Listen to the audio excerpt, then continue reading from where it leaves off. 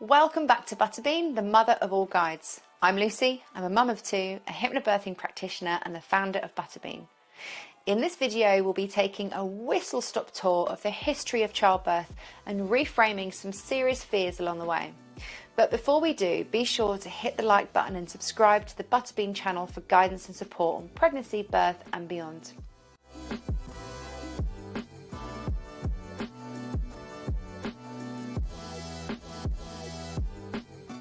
For your body, giving birth is an incredibly natural thing. In fact, it's one of the physiological functions we are born with, alongside digesting food, breathing, or going to the loo. So why does there tend to be so much cultural fear surrounding it? Well, factors such as misinformation, historic misogyny, and lack of resources have all contributed to us being scared of birth. So we run into problems around the time of the witch trials. A guide to witch hunting was published by monks called The Hammer of Witches. You may have heard of it. It stated the line, "No one does more harm to the Catholic faith than midwives." Midwives began to be associated with black magic due to their abilities to relieve pain and bring life into the world. Reports suggest that 9 million women were murdered as a result of the witch trials. And just think, most of them were midwives. So what happened to all of their knowledge and wisdom around birth? Heartbreakingly, it died with them. Fast forward to the Industrial Revolution, hospitals back then were completely different to contemporary hospitals. They were filthy, overcrowded and rife with infection. So a doctor would go from performing an autopsy on a diseased body to assisting with a birth without washing their hands, leading the labouring women to develop a kind of sepsis, which was also known as childbed fever. This resulted in the deaths of many, many women after birth. By the mid-1900s, hygiene had improved somewhat, but women had become, understandably, really scared of giving birth, which, as I said, is completely understandable. They had experienced centuries of trauma.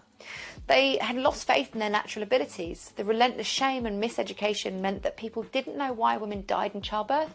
They just assumed that women simply weren't good at giving birth. The feminist movement in the early 1900s tried to help. They campaigned for the eradication of suffering in childbirth. A new drug was invented called twilight sleep. It combined morphine and amnesiac, and it was injected into the bloodstream during contractions with the intention of removing the memory of labour and birth.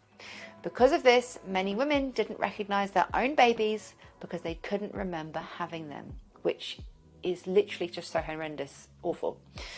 Thankfully, the past 100 years or so have led to enormous improvements in our experience of childbirth. Hospitals nowadays are clean and sterile. We understand the importance of hygiene, and midwives are now more associated with angels than devils. But due to what has happened to women in the past and a really long line of fear, there is a residual belief in modern society that women just can't give birth without serious intervention and that we should be monitored really closely. We now hold the belief that birth is scary, dangerous and something we're incapable of managing. Of course, this is wrong. We're really good at giving birth.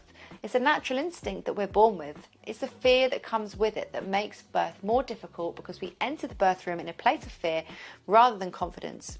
So we have work to do. We need to examine our beliefs about birth and understand how we are in control. We have the power, so let's reclaim it. To become part of the Butterbean community, head over to our website, which is linked below. For more free guidance and support, drop us a follow on Instagram and Facebook. And of course, if you found this video helpful, be sure to give it a thumbs up or leave a comment and subscribe to the Butterbean channel.